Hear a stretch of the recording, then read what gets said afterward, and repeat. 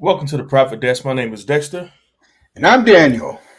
And as always, we appreciate y'all for continuing to rock with us. We do have a special guest with us today. It's always a pleasure having you, my boy Brian. Say what's up to the people. What's going on, everybody? Today he's Obi-Wan. Yes, got the Kyrie is off tonight. got the cloak, the hoodie, and the cloak on. Give me a second. Hold on, guys. Let's switch mics here for a second. That should provide some better audio. All right. Today, we're talking about influence and not the kind that you're used to, not social media influence, but we're talking about everyday influence, the kind that um, Dale Carnegie talked about, um, and how to win friends and influence people. Talking about relationship building, talking about how to get your way in life, and not in a manipulative manner, but in a way that's ethical. But you can still obtain the desires of your heart, shall we say? But we're gonna break that down in discussion today. But as always, before we get into that, we'll talk about current events, talk about everything that's going on in the world today. And I did not want to talk about it, but I think we're going to have to discuss it anyway because it's what everybody's talking about. Oh man. Will Smith Oh slapping boy, fire from Chris Rock. Gentlemen, I'll let you take it away with your thoughts, and I'll share mine after. do you want to go first or what? Mm-mm. No, Go it's ahead, probably Brian. smart. Go ahead. Listen, I don't know what to think of the situation. On one hand, no pun intended. On one hand, you don't really make fun of somebody's wife.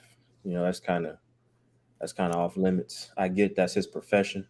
I get that's uh, how he makes a living, making fun of people. But it's very well known that Will Smith and Jada have been going through some stuff ever since Red Table came out. So at some point, he kept his cool for a long, long time. Now, should he have done what he did where he did it? Probably not. But Probably.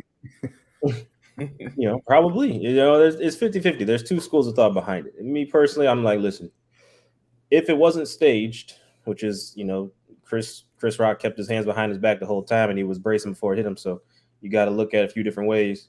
But if it wasn't staged, then Will Smith the only person in that whole arena that could have got away with that. Ain't nobody else can walk up and slap somebody and still go be able to sit back down and be okay. Security came up, nobody did nothing. But Yeah. I mean, if we're in public and you say something about my wife, like you probably gonna get slapped too. I mean, I don't know if y'all open hand slap people, but that's kind of disrespectful, top tier disrespect right there. Full open hand. Yeah. I mean, Tyler Perry type slap. I figure we'll know if it's staged, by the Academy's reaction to it, Yeah, by their level of disciplinary action.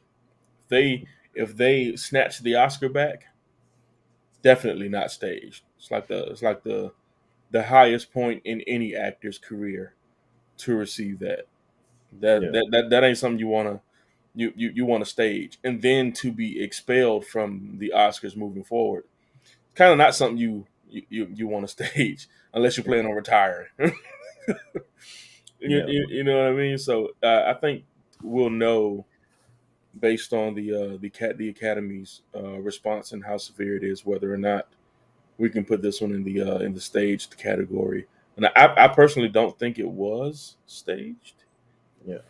but stranger things have happened.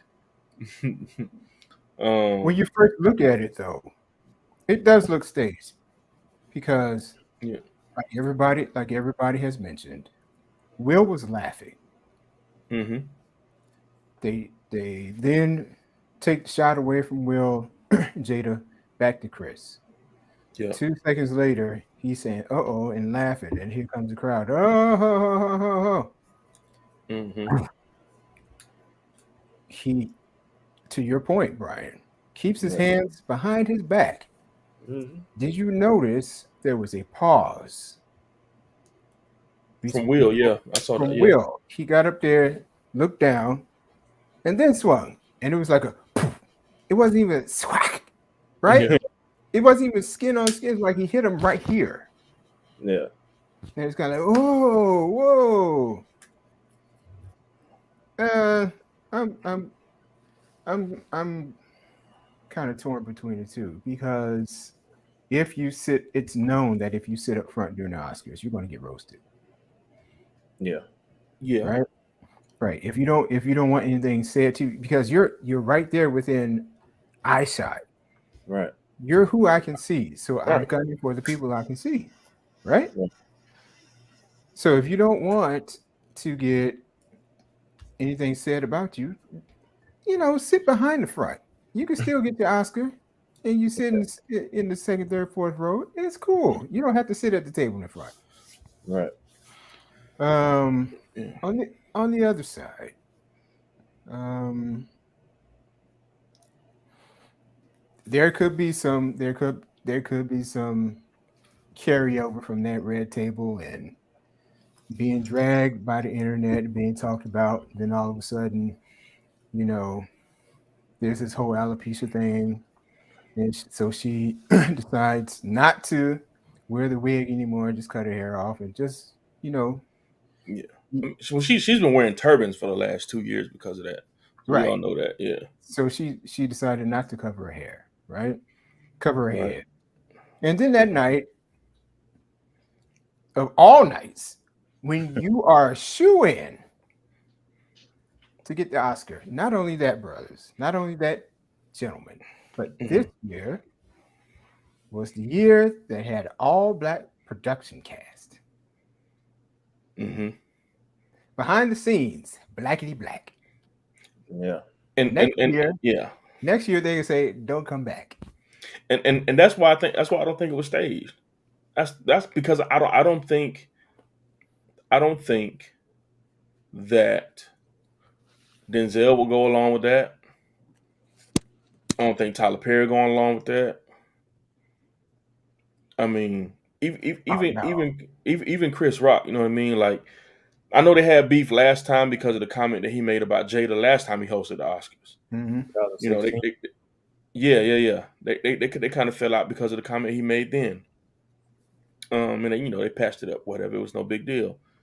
Um, I thought about it. I'm like, man, like, okay, to a black woman, losing your hair is Yeah. extremely traumatizing. You know what I mean? And whether we as men understand or not, there is nothing worse than seeing your woman hurt.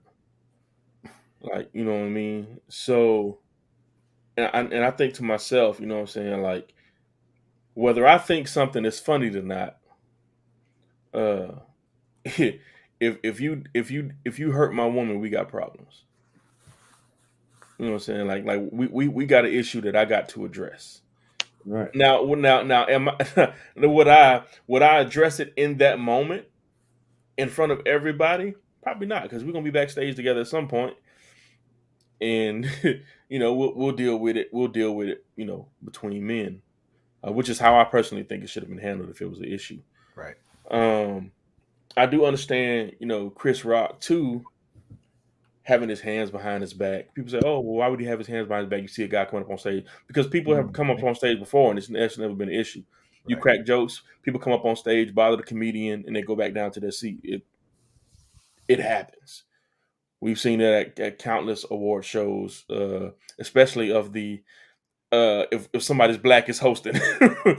You know what I'm saying? We see that all the time. So if I'm Chris, am I expecting this dude to haul off and hit me? No, especially knowing that Chris Rock is also in like um professional counseling because he has like a trauma of getting hit.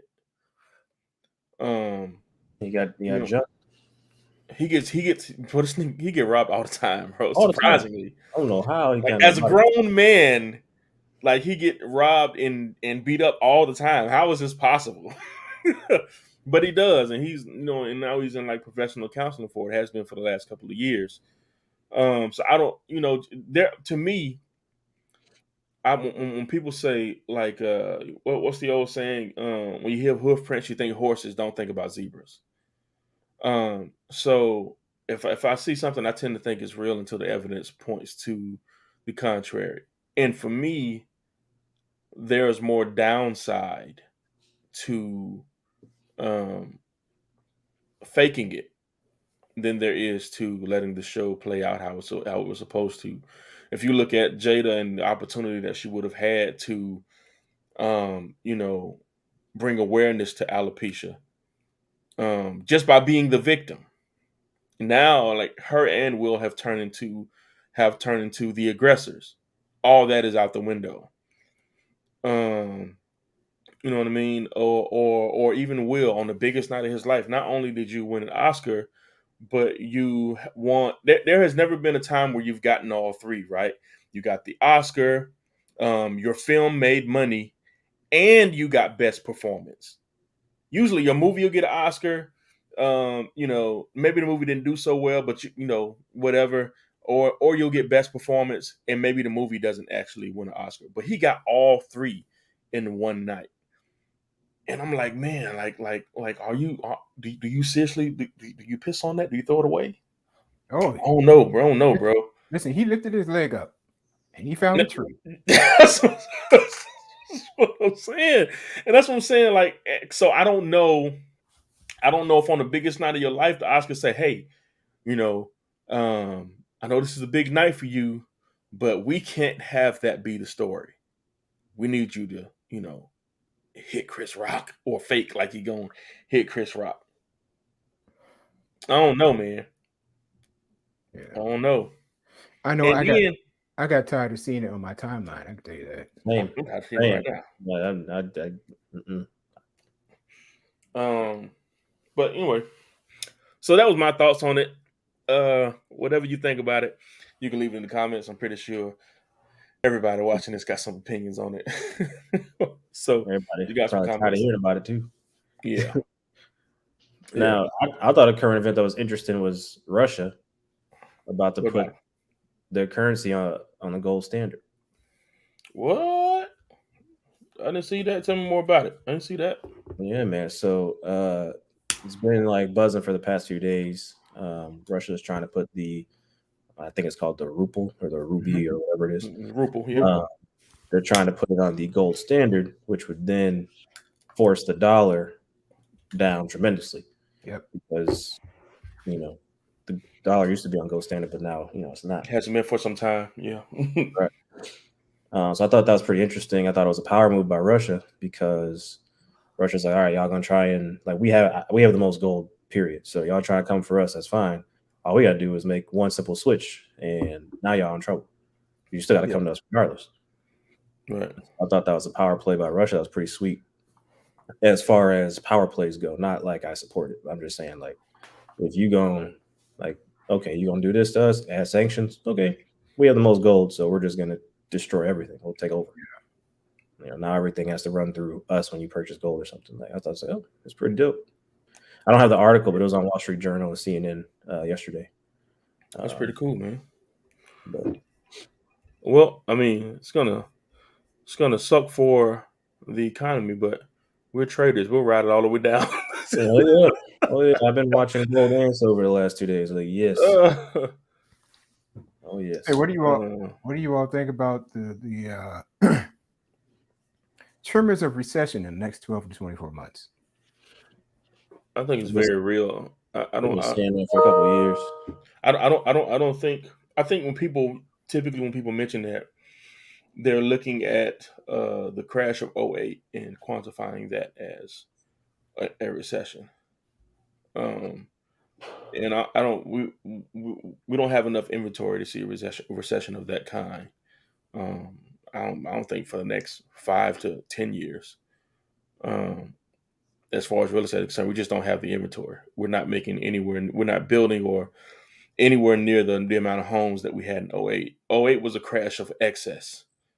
Mhm. This is the exact opposite. This is, I think what we'll run into, and Daniel, we talked about this earlier this week. We'll run into um, a recession of more so consumer exhaustion, um, and we will, because right now everything is inflated, right?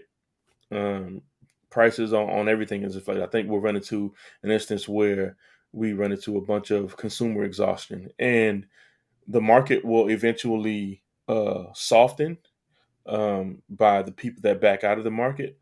But I think once that ball starts rolling, it'll continue to roll because people are expecting, oh, if the market's soft and interest rates are going to go down. That's not what's going to happen. Like it's not what's going to happen because we got the interest rates to kind of eat some of the additional debt that we're pouring on constantly. So just because we back out of the consumer markets, that doesn't mean that we get uh, more supplies, more inventory, more of everything. That doesn't mean that interest rates are somehow going to go back down. That's just not how our economy works. So I think we'll have a recession due to some consumer exhaustion, and it will be a recession of the business variety. But I think for the most part, everyday people will be fine. When you say consumer exhaustion, could you expound on that? Yeah. So, like for instance, with gas, right? Gas prices are astronomical. We're already seeing gas go through the roof. We're seeing plane tickets skyrocket, right? The same plane ticket that I bought. I'm going to Vegas in May. I bought the plane ticket for $400. That same plane ticket is now $825 on the same flight as me. So just because you purchased, 3 weeks later, even on the same flight as me, you can sit next to me, and your ticket will be double what I paid for it. We're already seeing that, and I think what is going to happen eventually is people will say, okay, fine. Well, I just won't fly. I just won't fly. Okay. And or you see people that you already see people who have started carpooling again. Yeah. It's all right. Well, we'll ride to work together. And we'll split the gas because it's cheaper than just driving my own car. And we also talked about consumers with homes. Everybody's like, oh, 50,000 over asking, 100,000 over asking. What we already talked about. I think people will start buying more to their need as opposed to what they desire. Everybody wants 3 bedrooms plus 3 bedrooms, 4 bedrooms, 5 bedrooms. But if you're a younger millennial couple, I think we'll start seeing more millennial couples go for 2 bedrooms, a 2 bedroom, 2 bath, or a 2 bedroom, 1.5 bath. Um, Use 1 bedroom and then turn the other one into a YouTube studio or something similar to that nature. Um, but I think people will start purchasing homes to fit the need in the moment, because ownership, the average length of ownership is already down to like what 7 years now for first time home buyers, 5 to 7 years for first time home buyers. They're not even holding it longer than that. So I think people will not only do that. I think people will start migrating away from large cities. And now that's a big call out for me, but I still think it'll happen. I think people will start migrating away from large cities, going back and saying, "Hey, I'm okay with the commute." Especially since so many jobs are offering telecommute now anyway, where you can work from home. They'll think, "Oh, if I want to drive to the city, I'll drive up to the city on the weekend." But for the most part, I think you'll find more people going out into the suburbs or moving out into the country where um, we haven't seen the effects of the inventory, where those prices are still soft. Even we were talking about in certain parts of North Carolina, you can still get a beautiful house for 150 grand. Hmm. 3 bedrooms, 2 baths, 1,700 square feet, 150 grand. It looks gorgeous. Problem is you're about hour and a half from Charlotte. 2 hours. 2 hours from Charlotte. But I think that people will eventually get to the point where say, okay, well the commute is fine. I only need some Charlotte on the weekends. I'll drive up. You know what I mean? Well, they'll have to make that adjustment due to fuel prices being so high. And it looks like it's up and it's stuck, right? It looks like it's Yeah. not going down anymore. So they'll have to make those type of adjustments because, and then for the people who say, I don't mind making a commute to the job or to the city once a month, it's kind of like back in the day. Yeah, we're going to town. But those Yeah. people, um, you know, to kind of touch on Mr. Joe Byron, our good president. He's trying to persuade. What was it, a month ago? Trying to persuade everybody to come back to work. They go back to work. Come Yeah. on, get the sheep back in these buildings Right. so they can make us some more money. Yeah. So so we kind of have to see which way that works because right now it seems like that the employee has the upper hand, right? Because Mhm. they have more negotiating power due to the what was it called, the Great Resignation. Hmm. Um, Which they're trying to put it into. We got to they're keep our trying to foot on put the it. neck. Yes, they're trying to put it into it, which could be one reason why they let gas prices get so high. I said, man, I need to go back to that 9 to 5 because I need an account just for gas. Yeah. Yeah. Um, so yeah, it's interesting to see how that's going to play out. Yeah, and I think I really do think that it's going to be important though for if you're one of those people. I mean, think about it. They've been trying everything to get us back to work. On down from when we initially started, when the pandemic initially started, right? We had a 14-day quarantine window, right? As of I think the most recent was 5 days. Mm-hmm. Quarantine for 5 days, you can go back go back to work. So they tried that, and then even we even saw Brian. I think we were talking about Delta Airlines. Their pilots going on strike because Delta had them working too many hours. Because guess what? Overwork. They fired the unvaccinated pilots. Now they're trying to get the unvaccinated back. Now they're trying to get the unvaccinated to come back to work, Yeah. um, which is kind of wild to me because um, the way the media in the rest of the United States treated unvaccinated people it is wild that now all of a sudden it's like, oh, our economy is depending on you to so do your part. Nah, fam. Nah, fam, you don't get to pull that on me. I am the unvaccinated. So you don't want me working for you. Not at all. I can't come to work. I can't come to work. Achoo. Achoo. Right. Right. Right. No, Oh, no, gosh. man. I don't. So I just think it's wild, man. And I don't know. I I got to be one of the only people that actually looks forward to recessions, though. You're not Like, the only one. I'm not the only one. yeah, but I really do, man. People who are savvy with money look forward to recessions. People who are not savvy with money don't look forward to recessions. They have no plan. Yeah, So yeah. people who have a plan for a recession, come on. I'm Right. tired of waiting 12 to 24 months. Give me 12 days. Yeah, I'm ready to buy now because it's on Right. sale. Right. Right. Yeah. Yeah. Yeah, that's a good point, Brian. What else did we have? We had one more thing in news today. I'm trying to remember what it was in current events. Oh, uh, it wasn't in the U.S., but in South America, a young lady got student loan and supposed to be a $96 a month food stipend deposited into her account. Well, they made the mistake of depositing $960,000 into her account. All right, so the young lady went on the shopping spree, bought all kinds of stuff. Well, now she's facing jail time for spending the government's money maliciously. Said that her spending habits were malicious in that they feel that she was trying to spend the money, so she spent it all before she got caught.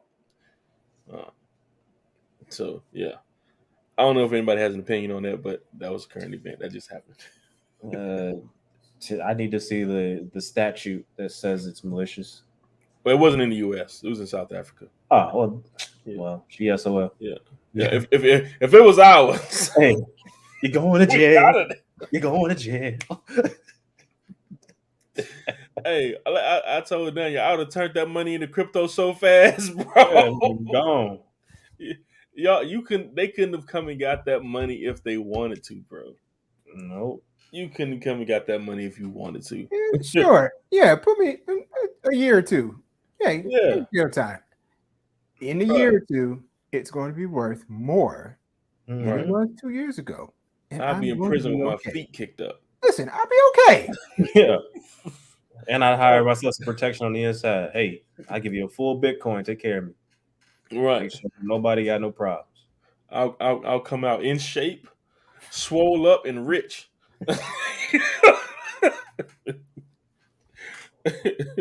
Shoe program. Be featured on Inmates Weekly. Oh my god. What is it? Yeah, on Tender Inmates. Oh,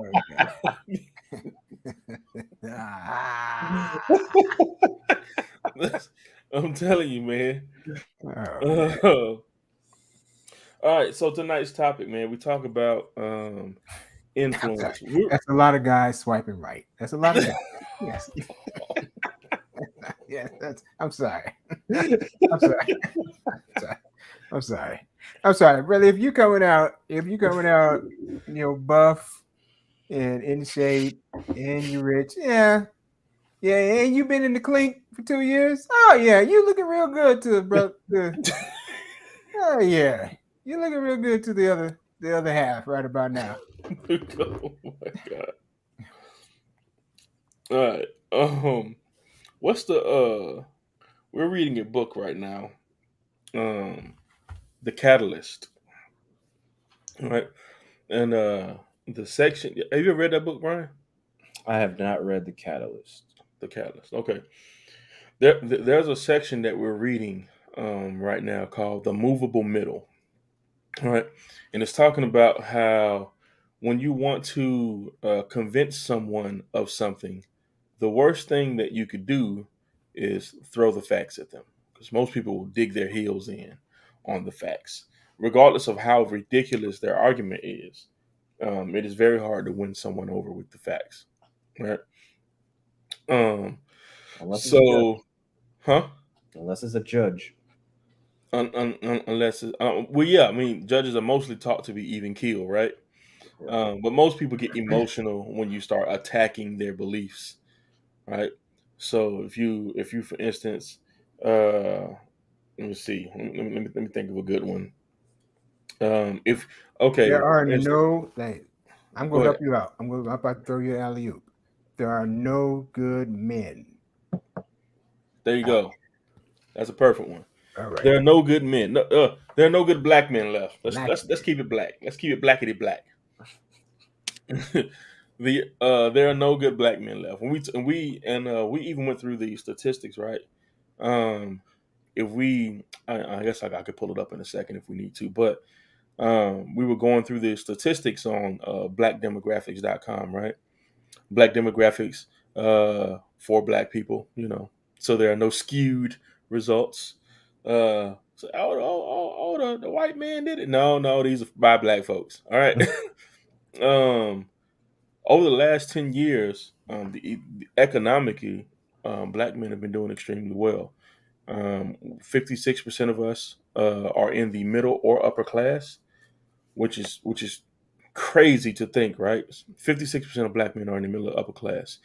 Only 29%, actually, I'm sorry, 25% of black men were below the poverty level. I think after 1970, today that number is down to like 9% of black men below the actual poverty level. Um, CDC put out a report on that in the last decade, black men are the most active and what was the word they used? They're the most active and what is it? Let me see. CDC fathers. Oh yeah. So I would say black fathers are the most active parents over the last 10 years. The most active and most involved parents of the last 10 years, which is crazy, right? But if you hear any and everybody talk about it, what you hear, you know, black men ain't nothing, black men doing this, black men, there are no good black men left. But over the last decade, my brothers, like the two on this call with me, men like that all across the country have been doing the work. But if you tell someone these statistics, they will inevitably say, I don't care what the statistics say, this is what I see. Right? If you And tell there is no someone of the opposite opinion, of the opposite opinion, right? yeah. Of the opposite opinion. They would essentially say, I don't care what the numbers say, this is what this is what I see. So how do you appeal to that? And the catalyst talks about you have to find what's called a movable middle, something that they can agree on, so that they will first open up to you, and then once they open up, you start sprinkling a little bit of data in there. What are your thoughts on that, Brian? I think that's accurate. I've learned the hard way, uh, because I'm definitely not your typical black person, right? Um, I don't see, and Dexter and I actually got into a fight about this when we first during our first early years together. I don't see, or I haven't seen since until I got to Florida. I haven't seen racism, right? Because I Right. was, and it was hard for me to express that when our views are so different on that topic, right? So for me, growing up in suburbs, predominantly white people, uh, it was well accepted because maybe I was an athlete or whatever, but I had no issues. Like nobody was, I didn't get jammed up, nothing crazy happened. Only real issue was in Wisconsin, but different conversation. Um, but I can totally see that if you approach from a standpoint of my thoughts are correct, yours are incorrect, and somebody has a different belief system, you're going to ruffle some feathers for sure. And another conversation I had recently with somebody was, I get kind of tired of the excuse that you know, oh, the system's holding us down. It's just the way it is. Da da da da. Okay, like we've been using that for a while. Like I get it, but at some point, a lot of this information is free. So on one hand, yes, I agree with you. The system's not designed to help anybody. Because if it was, we would all be learning about law in school. Because if you go to court, you're assumed to know the law. But why isn't it taught if you're assumed to know it? Mhm. So on that hand, yes, the system is designed to keep everybody down, right? So, but the information is free. I can go on Google right now and find it. And so I have a hard time, like, and I had to try and like tell somebody, okay, I get it. The system's been holding black people down, but how long are we going to use that excuse for? Oh, it's not an excuse. I was okay, but we've been using that for years. I can go back. We can go back forever. But everybody has a smartphone now, so it's not holding you down that much. It's giving you the option. How much effort are you going to put in to try and figure it out? Oh, well, that's hard to do. Learn stuff like that. I can't just learn that. Yes, you can. You're choosing not to. Spend more time with it. How much time do you spend on all these other foolish sites? Instagram, scrolling. At first, that was probably foreign to you too. right? But the movable middle for me was comparing the usage of the smartphone to be able to get them to see that, okay, maybe you're right. Maybe we should start to look at this differently, you know. So I can definitely see the movable middle piece. I'm glad it has a name now, but before, learning the hard way, bumping heads with Dex when we first started talking about the racism thing, and going through my journey from not knowing anything about credit to what I know now, trying to tell people about it. If I come on too strong, I'm a scam artist. Mm-mm. But if I come on the right way, okay, well, I didn't think about it like that. I didn't think about to look at it this way. Okay, da da da da. So I can definitely see. I definitely agree with the movable middle piece for sure. Hey Brian, how have you seen in your journey in getting people to not use that excuse anymore, right? Hmm. Like the system is against us. No, you have you have the world in your hand right now.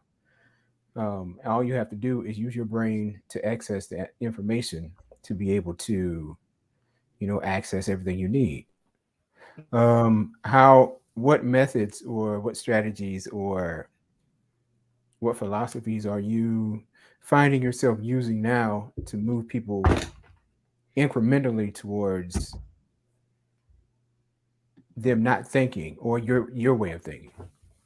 I try to compare them to somebody that they know, like everybody knows Mark Zuckerberg or you know Mark Cuban, whatever. Everybody typically knows who they are, right? And if it's a female, I'll use Beyonce or whatever. Um, but my comparison is: do you think this person is better than you? No, no one. No, we all no, we're all the same. We all same. We all bleed red, whatever. Okay, so if this person is not better than you, what do you think the difference is? Oh, well, they were born here. Okay, well let's say you were born there too. Now what's the difference? And I just keep like everything they say. I just compare it to okay. Well, they were born with this family. Okay, let's say you were born with that family. Now what? And so I make them think. Okay, well, what would be different? Do you think this person worked any less hard to get what they have today? Well, maybe, it's 100% possibility. But that's not your life. So are you going to complain about the fact you didn't have the same opportunity, or are you going to work and develop a skill set, right? And Mhm. now you have an ability that you can market and sell to people. We're not supposed to all have the same exact life. That's just not the way it's set up. But now you can create a name for yourself, and now your offspring can have the same kind of experience or exposure that the Kardashians have, that Mark Zuckerberg has, that Mark Cuban has. But if you're willing to work that hard for it, it's not going to be given to you. If you want to give it to you, I'm sorry, you didn't win the lotto. I want to give it to me too. I'd love to have it given to me. My routine every morning is probably more than what most people do in a day. Mhm. Right? Dexter and I were joking about that this morning. Somebody made a TikTok about how I wake up at 4 a.m., but then I go back to sleep until 8 because I need to have some sleep to have some energy. But I'm like, man, like if you really want something, you have to work for it. Like I just, I always try to compare. At least I use my experience with sports. Like before I got to the suburbs, I was in Southside Chicago with my mom, and we couldn't afford to play I couldn't afford to be on the basketball team. So when I joined the team in sixth grade, I was awful, terrible. Played probably a total less than a minute of basketball. That sixth grade summer, going in seventh grade, I practiced every single day for 6 to 9 hours a day, sun up to sundown. Started the rest of my career for basketball. I had to work for it. I just like I think people forget that because we live in a microwave society, people are so used to pressing a button, microwave goes off, your food's ready in 5 minutes, whatever. Everybody's used to open up the phone, pressing a button, phone call. They're so used to getting instant gratification that they forget some stuff takes longer than that. Mhm. I, and sorry to cut you off, man. But I think also the issue is more the perspective of what success is, Hmm. and it's different. It's different to everybody. Like when you talked about Mark Cuban, Mark Zuckerberg, um, those guys. I mean, yeah, would I like to be a billionaire? Absolutely, Of without course. question. But I don't. I don't equate that as success to me, um, at all. Not and not even close. I don't even need $1 million to consider myself successful. Um, That's because you know you have a definition of success for yourself. Some Right. people and, don't have a definition of success. They just and, see and, something. and that's what I mean. Like, Yeah. like we see life through different lenses, right? So, for instance, to backtrack a little bit, when we are talking about racism, you and I share different views on racism, mainly because of how our experience has shaped the lens that we view racism through. Right. Um, somebody growing up in the South, racism is in your face all the time growing Yeah. up, because it's kind of a part of the culture here. You know what I'm saying? So it's just a little bit it's a little bit different growing up in the South as opposed to you growing up in Chicago. I mean, if we even back up, think about the Emmett Till story, right? Think about how safe he was in Chicago, and what happened to him when he visited the South. That is you and I having that conversation, Yeah. about racism. Um, and no matter what the numbers say, you and I, and I'm saying it to say this: you will never finding the movable middle is not about converting someone to your belief system, right? It is about, um, uh, getting the movable middle to move enough to get the job done. It's not Mhm. about converting that person to your belief system at all. So whatever your goal is, whatever you're trying to accomplish, whether with us it's trying to get someone to, sell or buy a house from us, whether for you it's trying to get someone to understand, a credit program that you're trying to get them on. The movable middle is not to convert someone over to your belief system. Like, us talking about it is not for me to get you to see racism my way, Right. right? But if I can share my experience with you enough, and if I'm open to hearing your experience enough, then, just like we have throughout our entire friendship, we can find a way to move forward in the process together. And that's true influence, right? Yeah. Like, influence is not, manipulating or tricking somebody into being a carbon copy of you. Influence is, hey, this is the goal. You, sir, are an obstacle. And what I need you to do is, I need you to see my point of view, and I'll share in yours as well. But I need you to agree to step aside for me.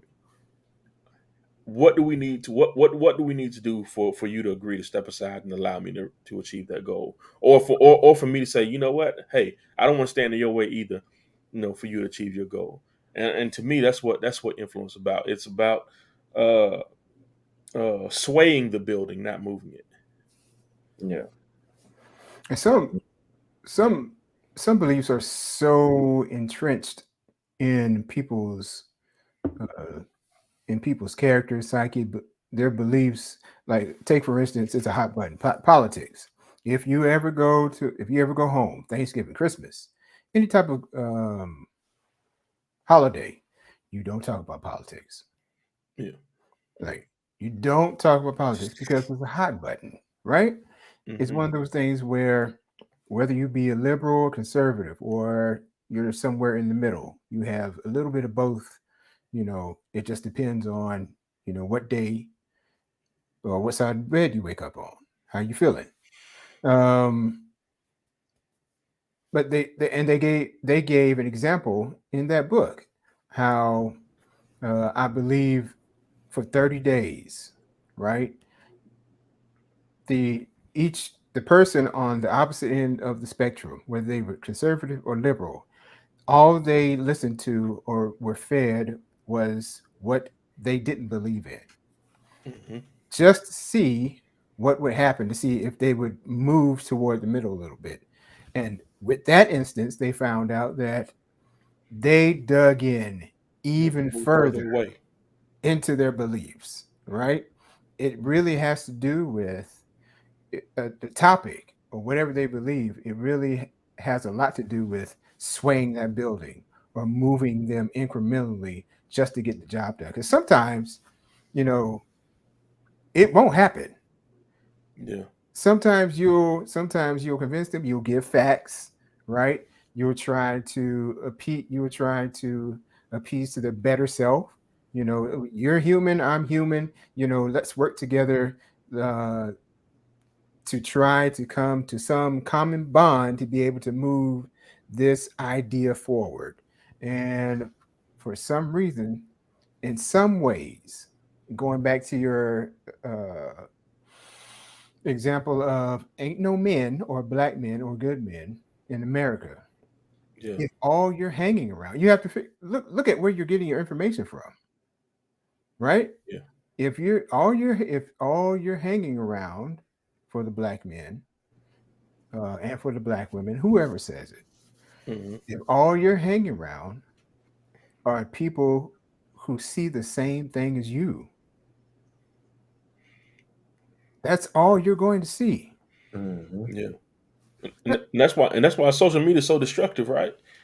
Because the algorithm is designed to show you more of yourself. Exactly. You have the people, and we talked Yeah. about this earlier. The people that you friend, they generally believe and like the same things you do. The stuff that you like, the algorithm sees that and starts feeding you that information. So you're in your little bubble, and you think this is how the world works. No, this is just you. Yeah. That's Yeah. it.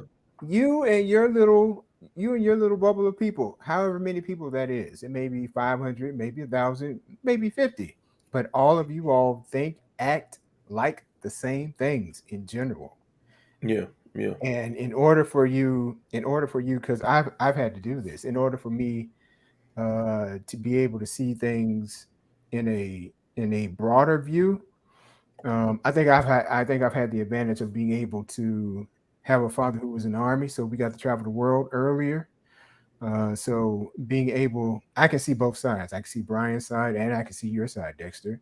Not being aware of the racism that existed until a certain point, until I got back to the U.S. And started spending some time in the South, and then Mississippi. Mississippi. you become very well aware, right, Yeah. of how things are different. Uh, but it's given me the viewpoint of both sides, being able to see it from a not so racial view, but later on in life, realizing that, man, I was living in it the whole time. I just didn't realize it. Yeah. Yeah. So the movable middle for me happened progressively as I got older. And I think it always does, right? You know what they say: if you throw a frog in boiling water, what happens? Frog jump right out. Hmm. I don't say, "Ha, shit," jump right out. Hmm. But if you put a frog in room temperature water and heat it up slowly, Hmm. frog will slowly boil to death, right? And the movable middle is kind of like that, man. You really don't want to, and for somebody that loves facts and data as much as I do, that's very difficult for me to do, right? When people say something that's just outlandish or crazy, I'm like, I don't know, because I read an article that says, you know what I Get mean? It's real nerdy. Get real yeah, nerdy. yeah. So it's very, very difficult for me to do, man. And so I have to remember, man, that oftentimes when you're having a conversation with someone, they're sharing with you, especially if it's an intellectual conversation. They're sharing with you a piece of their identity, Mhm. and you can't go around trying to crush people's identity with numbers. And I have a habit of doing that. I will Yeah, tell you your especially entire existence is a lie. especially if they're not analytical. Right. They're more on the social side. They're more of trying to get people know, like, and love them. They don't care anything about the facts. They're Yeah. more about they're more about getting people, knowing people, relating with people, the feeling side of it, right? And Mhm. the facts don't matter because this is not how I feel. I am of the belief that no one cares less about the facts than homeowners in Orlando. No one cares less about the facts than them. Homeowners in Orlando are some of the most delusional people on the planet. Yes, I said it. No Okay, one cares less about the facts than them. tell us how you really feel, sir. Yeah. Disney does not bring the value of your house up. It's not even in Orlando. For the people watching this, Disney is not in Orlando. Okay, stop coming here. Disney is not here. Okay, Oh, God. it's in Kissimmee. It's in Kissimmee and it's surrounded by tacos. It is not here. All right. Thank you. Just want to put that out there. Had to get that off your chest. Okay. All right. Yes. All right. Brian, you got something you need to get off your chest, man? Just random. No, man. I'm Okay. good. All right. Some of those people that aren't listening to your very well educated information about how to get them out of the life that they're in to the life that they want. They don't want to listen. They don't want to listen. Nope. I stopped trying. At my first year in business, I tried a lot. I said, I don't understand how you don't see the big picture. I couldn't understand it. But some people just don't want to see the big picture. They're happy in their little box, their little world, like you said. If they have enough right now to take care of the bills and they can hit their vice, they're not gonna listen to you. I had a buddy of mine the other day post that he believed the Earth was flat. Oh boy. Yeah, I was quite disturbed by it. Posted that he believed the Earth was flat, and he believed the moon landing was faked. And I could probably, get my head around the moon landing being fake. I still don't see how we managed to convince all these governments, especially the Soviet Union, when we were in the middle of the Cold War with them at the time, to convince everybody in the world to lie about it. I still don't understand how that happened, but stranger things have been uncovered, right? Mhm. But the Earth being flat and that we're somehow living in a dome of some kind, like a snow globe, brother, I can't wrap my head around it. I just can't, man. I just can't.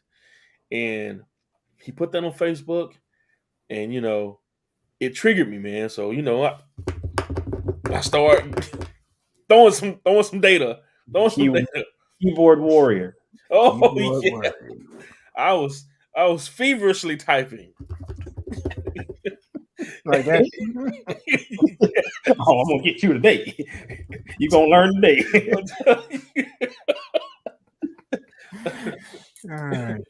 If I had Neil deGrasse Tyson's phone number, I would have called him. Oh, I would have called him, but no, man. Like, but it's kind of that, right? And the thing about it is, with some people, there is no movable middle. Mhm. There is nothing that I say that is going to convince him, other than booking a flight to space. There is nothing that I could say to convince this brother the Earth is round. And you can't convince him to find a way to get to that first corner of the earth. That too. I can't convince you, and that's the thing, right? So we had a conversation about that. He says you have no proof that the Earth is round. I said we have photos of the Earth. He said, well, those photos could be fake. I said, we've presented photos as proof the Earth is round. What do you have to combat these photos and show that the Earth is flat? Where are your photos? Because we got photos of a round Earth. Where are your photos of a flat one? And I think that's one of those things, right? Is where it's like,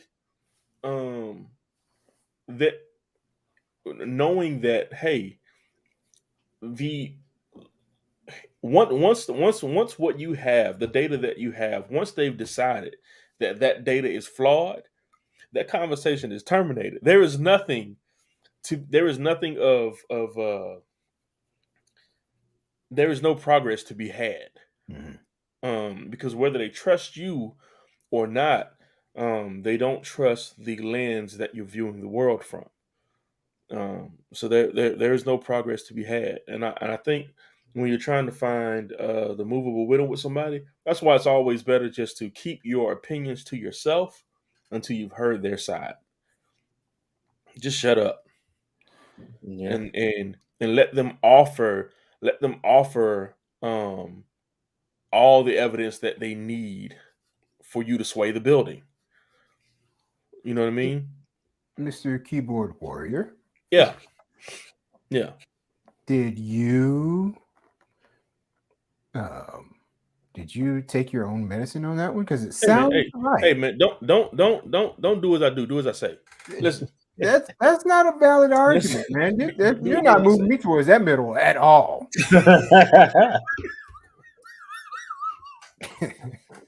I mean, come on. I'm telling you, man. Okay, for instance, Daniel, Brian and I wouldn't know a thing about this, but you're married, brother. I am. How often have you had to move the middle? And that is not a sexual reference. How often have you had to move the middle? We could talk about both.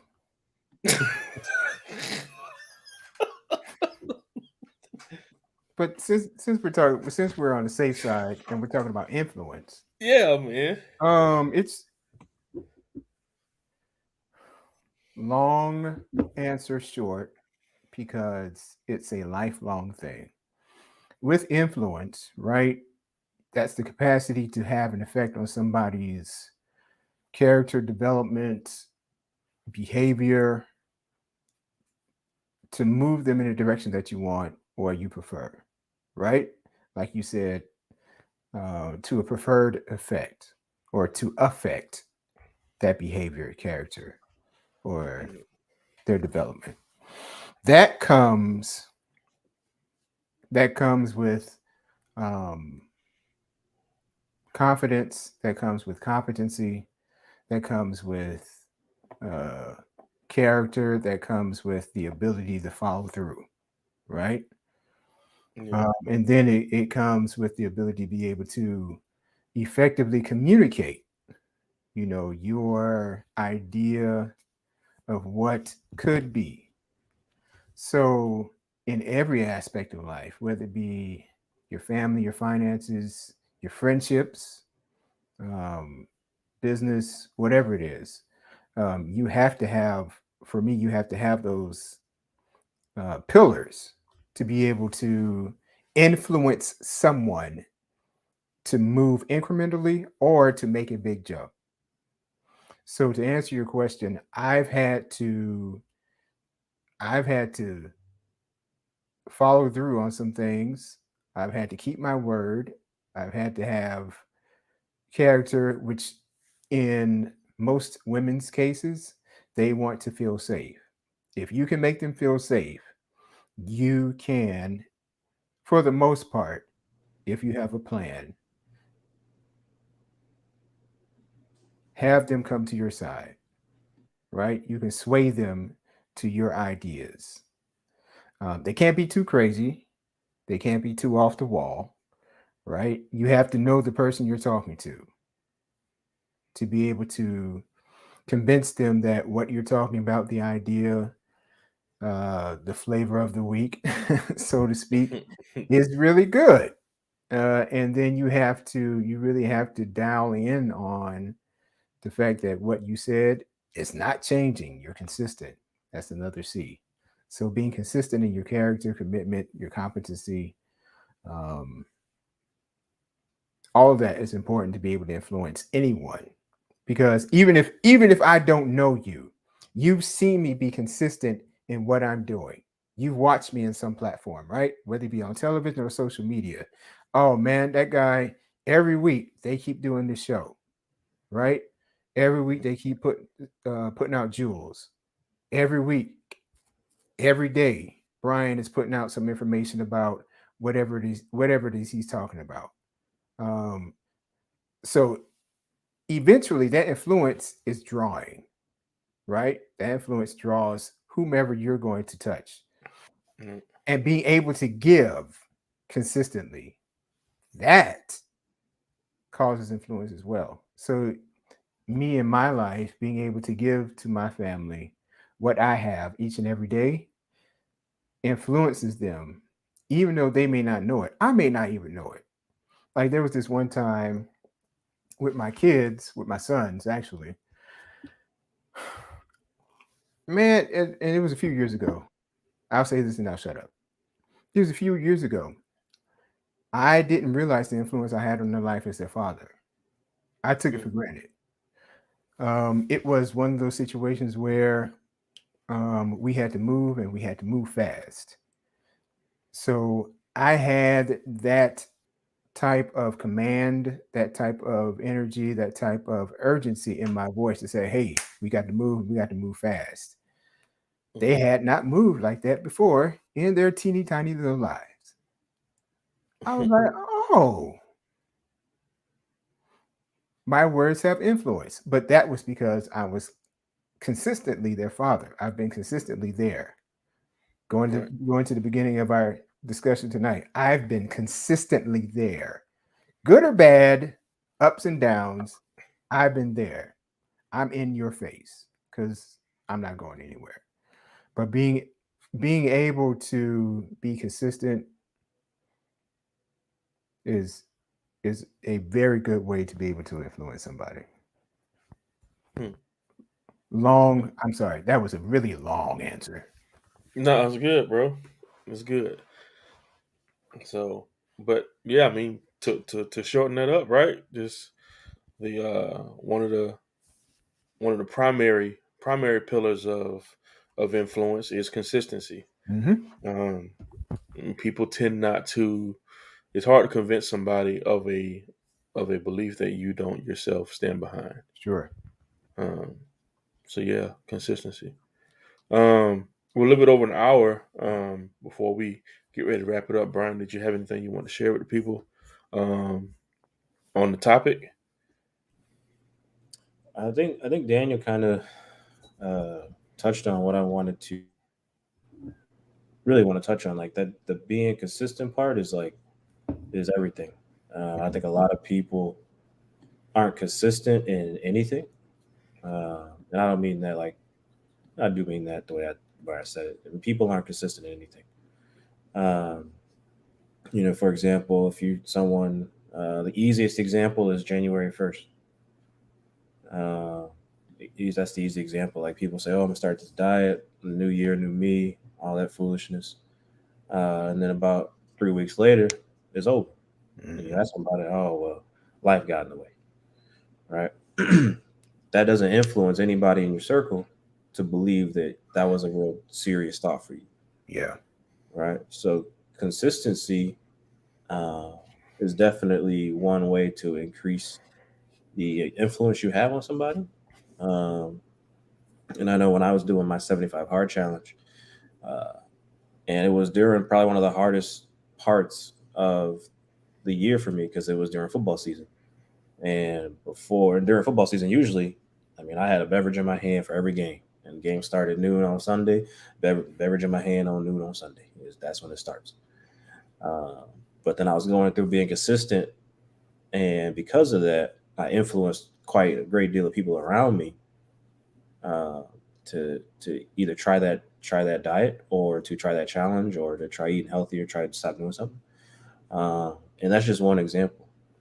So like Daniel said, if you're consistently posting stuff on social media, even if it's not about the same subject all the time, even if you're just consistently posting something, people like to know that you're there. You know, Mhm. especially those who follow you consistently. If they follow you consistently and they see, oh, you ain't been on here in a while, they start to, you know, lose the influence you have over them. Right. Mhm. Mm. If I post an excerpt from a book I'm reading every day, people are like, I mean, I probably have helped sell more of that book that I'm reading right now than that's been selling the past couple of weeks because I've been posting it. and highlighting it and referencing certain points in my life that match up with the book, how it helped me. Um, that's just from being consistent, sharing a page a day, sharing a few pages every day. Uh, but definitely be consistent no matter what it is. If it's hard, be consistent at it. And while it's hard, it'll get easier. No matter what it is, it'll get easier. Uh, but definitely be consistent is a very strong way to increase your influence. And since we're talking about movable middle here, I think people really have to understand that uh, consistency is not perfection. Mm. And that was one of the hardest things for me to wrap my head around as well on this weight loss journey that I'm on. As you guys know, like even just like sending you guys a screenshot of that watch every day, it took so much because um, I had to be perfect, Hmm. right? It was I could not miss a day of a workout. Like I had to send it. You know what I mean? And although I was consistent for a while, eventually, perfection is not a part of the human makeup. Right. Um, eventually, there will be a flaw in the design, or so something will happen. Um, and and if you're not careful, your idea of consistency being perfection will cause you to um, will cause a mental breakdown. Hmm. When I say a mental breakdown, I mean for the people, for like you said, for the people that start on January 1st, right? They'll start on January 1st and they'll be going fine for a month. But if they take the first week off in February, in their mind, all bets are off. I messed up. I screwed up. It's over. Hmm. Um, when really, if you messed up for a week, how long does it take to get back on track? Well, it's your next meal. Your next meal puts you back on track. Hmm. Or if you want to get back on track right now, you can get up and just go for a walk, and boom, instantly you're back on track. Because Yep. since it consistently has nothing to do with perfection, but it has everything to do with moving the needle forward, moving the ball forward. And I think a lot of people, including myself, um, get lost on that sometimes. Get the two confused, or sometimes when you are an entrepreneur like we are, you can be a perfectionist, and sometimes it gets blended. Um, but I really want people to know that consistency is not perfection, Yeah. and the two have no business in the same conversation. Everything by longevity tends to get off track. Jim Rohn. Yeah, A rocket going into outer space does not go up in a straight line, right? Course corrections all the way up till it gets there. So right. don't have to be perfect by any means, but as long as you're consistent in your pursuit of something, and that's where we tie back to the definition of success, right? And I know we're going a little bit over, but my definition of success is anybody who's pursuing a goal of theirs.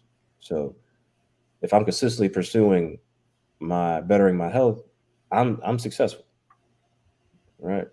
I Hmm. don't need to like a million, like the $1 billion. Of course, that'd be great. I'm hella successful then. But I think if we have to redefine the definition, or people need to have an actual definition for success, it's not just what you see on TV, even though that's what they want you to think. That's why everybody kind of beats themselves up. You don't have to, right? If you're the single mother and your goal is to make sure you're providing best for your child, and you are a success. You are a superhero, right? And you're a single dad, Yeah, same situation. You're a superhero. But yeah. it's just if you, as long as you're like, if you're pursuing a goal and you're consistently pursuing that goal, you are success. That is my definition of it. We were listening to we listened to Jay Z before we got into um, the stream here, and he said something. He said a lot of people emulate the end result and not the process. Hmm. Um, and it really speaks to what you were just saying, Brian. Like success is the process. The who, as much as we all want to be a millionaire or a billionaire or whatever, there is no joy in the end result, right? There is no joy in having a million. There is more joy in making $1 million than there is in having $1 million. Yeah, You get what I'm saying? you know how to make it. Right, because you know how to make it. There is Yeah. more joy in making $1 million than it is having $1 million. Once you think about it like this, if you make $1 million, right, and that's the end of the road, what happens to your mentality? If you stop working, stop doing whatever, what happens to your mind? You spend every day for the rest of your life thinking, how do I not lose this million? Mm-hmm. As opposed to if you enjoy the process, if you enjoy the journey, you are perpetually in a mode of success, and you don't care where the money goes because you know that I'm in love with the process. I can consistently do it over and over again. You, by falling in love with the process, you lose the fear of the intangible, right? You lose the fear of the goal because yes, $1 million is can be a tangible goal, but it's not the finish line, right? I think a lot of people focus on it too much as like a finish line. One day I'll be a millionaire. One day I'll be a billionaire. I'll have a house. I'll have a yacht. I'll have a car, whatever. And and you will forever chase those things if you don't realize that as long as you're on the journey, you found yourself in success. You found yourself right where you are, right where you need to be. Yeah. And I'm gonna leave you with this. I read this morning in Psycho-Cybernetics. Right. It says, and it kind of ties in what you were just talking about. Right. This explains the underdog psychology in sports. When a championship team begins to think of itself as the champions, they no longer have something to fight for, but a status to defend. Mhm. Champions are defending something, trying to prove something. The underdogs are fighting to do something and often bring about the upset. And I was like, that's so similar to what you were just talking about. Because as long as you keep fighting for that $1 million, you're gonna be able to get it. You don't know how to get it. But once you get it, you're like, all right, I made it. And now it's just like you're chilling, you're gonna lose it. Mhm. Yeah. You're just gonna lose it. And if you sit still, slowly but surely, that fear creeps up the back of your neck Oh, yeah. of one day this thing that I've been dreaming about is going to leave me. It's almost like the insecure guy getting the girl of his dreams. He was so focused on the end result that when he finally got that date with her, what does he do? Screws it up. He screws it up because he spends the entire date thinking, "Don't screw this up. Don't screw this up. Don't screw this up." Because he didn't enjoy the process of becoming a better person, becoming becoming the type of guy that can get any girl he wants. He didn't fall in love with that process. He just wanted the girl, Right. and now that he has her, he'll do anything to not lose her, which is going to basically cause his downfall to begin with. But Daniel, any final thoughts on this, man, before we check out? No, man, I enjoyed the conversation. Yeah, man, me too, man. Brian, appreciate you coming out, brother. I appreciate it, fellas. Appreciate it. I got a client I'm about to hop on with right now, so I'm gonna let you guys go. But appreciate you guys having me on, and we'll definitely have to do this again soon. Yes, sir. Appreciate you. Thank you for coming. If you're watching this, whether you join the stream or you're watching the replay, please like, comment, and subscribe. We thank y'all for continuing to rock with us, and we'll see you next time on the Profit Desk. Peace. Obi-Wan. Yeah.